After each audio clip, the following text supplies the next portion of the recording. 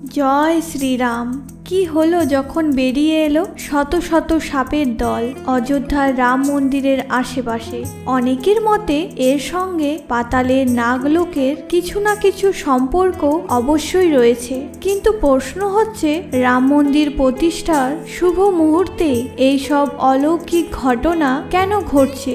যেমন কিছুদিন আগেই অযোধ্যায় এক ঝাঁক শকুন দেখা গিয়েছিল এবং শকুনকে রাম ভক্ত মহান জটায়ুর বংশধর রূপে ধরা হয়। তাছাড়া নতুন নির্মিত মন্দির প্রাঙ্গণে হাজার হাজার বানরও দেখা গেছিল এবং মন্দিরের পার্শ্ববর্তী এলাকায় কিছু ভাল্লুককেও দেখতে পাওয়া যায়, যারা যক্ষরাজ জামবন্তের বংশধর। তবে এখন মন্দিরের কাছে এমন ঘটনা ঘটছে যা সেখানে মানুষদের অবাক করে দিয়েছে। হ্যাঁ বন্ধুরা, অযোধ্যায় নবনির্মিত রাম মন্দিরের আশেপাশের এলাকায় বিভিন্ন রকমের শত শত সাপ রাস্তায় বেরিয়ে পড়েছে। এদের মধ্যে এমন কিছু বিষধর সাপ দেখা গেছে যেগুলি ওখানকার বাসিন্দাদের আতঙ্কের কারণ হয়ে দাঁড়িয়েছে। এইসব অলৌকিক ঘটনার সঙ্গে ভগবান শ্রী রামচন্দ্রের কি সম্পর্ক তা জানলে আপনি অবাক হবেন, যা আমরা আজকের এই ভিডিওতে জানব। তবে তার আগে আপনি যদি ভগবান শ্রী রামচন্দ্রের প্রকৃত ভক্ত হয়ে থাকেন তাহলে অনুগ্রহ করে কমেন্ট সেকশনে জয় শ্রী রাম লিখে অবশ্যই কমেন্ট করবেন। আর হ্যাঁ, এই ধরনের আরও জ্ঞানবর্ধক ধার্মিক ভিডিওর জন্য চ্যানেলটি অবশ্যই সাবস্ক্রাইব করবেন। বন্ধুরা, বহু প্রতীক্ষিত অযোধ্যার রাম মন্দির রায় মীমাংসা হওয়ার পর অবশেষে 22শে জানুয়ারি নবনির্মিত মন্দিরে ভগবান শ্রী রামচন্দ্রের প্রাণ প্রতিষ্ঠা হতে চলেছে। তাই গোটা দেশ জুড়ে এই উৎসবের প্রস্তুতি শুরু হয়ে গেছে। 7ই মাঘ ইংরেজি 22 তারিখে সোমবার গোটা দেশে প্রায় 6 লাখ মন্দিরে রাম মন্দিরের প্রাণ প্রতিষ্ঠা সরাসরি সম্প্রচার করা হবে। অনেকেই জানেন না 22 তারিখটিকেই কেন প্রাণ প্রতিষ্ঠার দিন হিসেবে ঠিক করা হয়েছে, কারণ এখনো পর্যন্ত রাম মন্দির নির্মাণ কমপ্লিট করা যায়নি। তবে কেন 22 তারিখ ঠিক করা হলো, এর কারণ জানলে অবাক হবেন। ত্রেতা যুগে ভগবান শ্রীরাম মৃগ শীর্ষ নক্ষত্রে সোমবার অভিজিৎ মুহূর্তে জন্মগ্রহণ করেছিলেন এবং বর্তমান সময়ের 22শে জানুয়ারিতেই ওই একই অভিজিৎ মুহূর্ত মৃগ শীর্ষ নক্ষত্র এবং সোমবার পড়েছে, অর্থাৎ ভগবান শ্রী রামচন্দ্রের জন্মদিবস।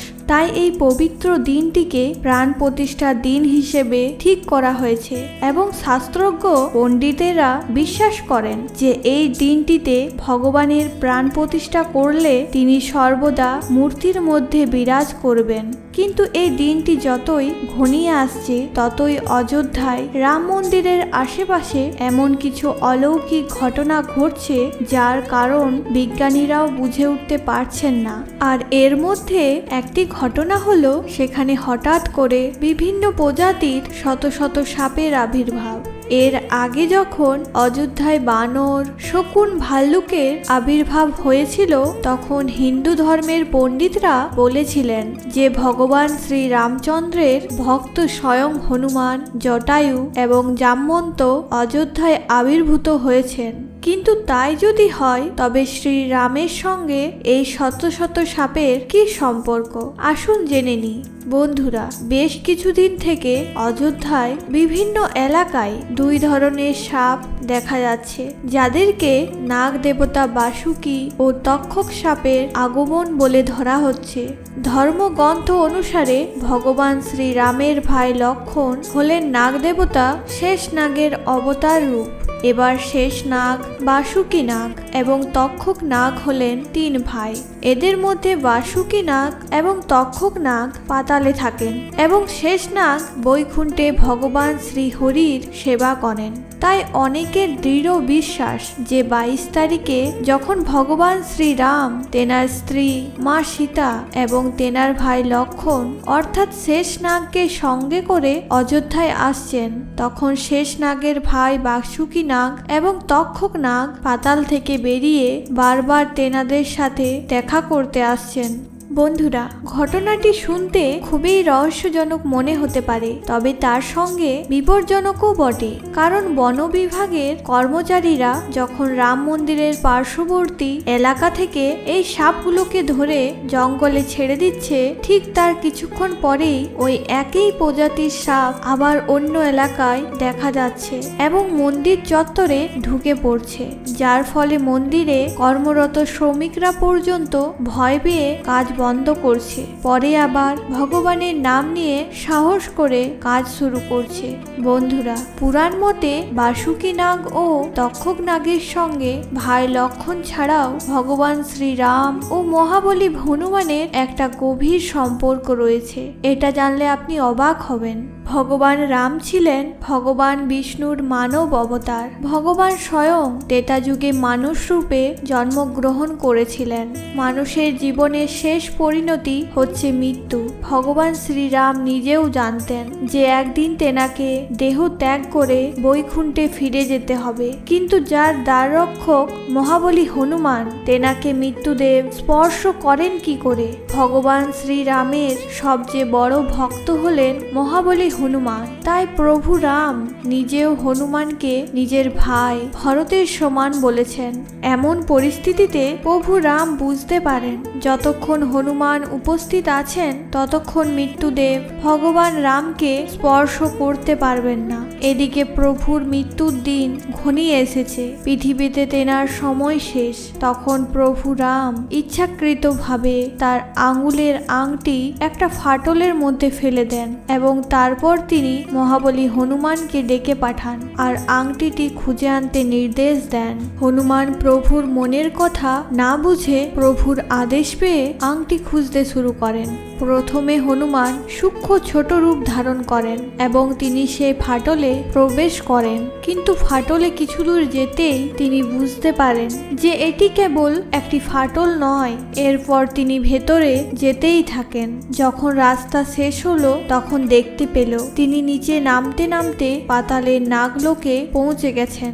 এরপর হনুমান নাগলোকের রাজা বাসুকীর সাথে দেখা করলেন এবং তার কাছে প্রভুর আংটি সন্ধানের জন্য সাহায্য চাইলেন।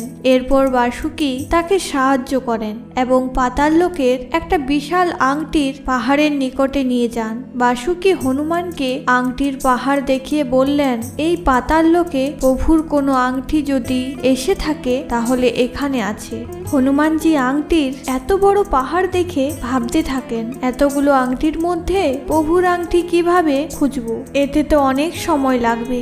এই ভাবতে ভাবতে হনুমানজি ওই পাহাড় থেকে আনমনে একটা আংটি তুললেন এবং দেখলেন, যা দেখে তেনার মন আনন্দে ভরে উঠল, কারণ সেই আংটিটি প্রভুর ছিল।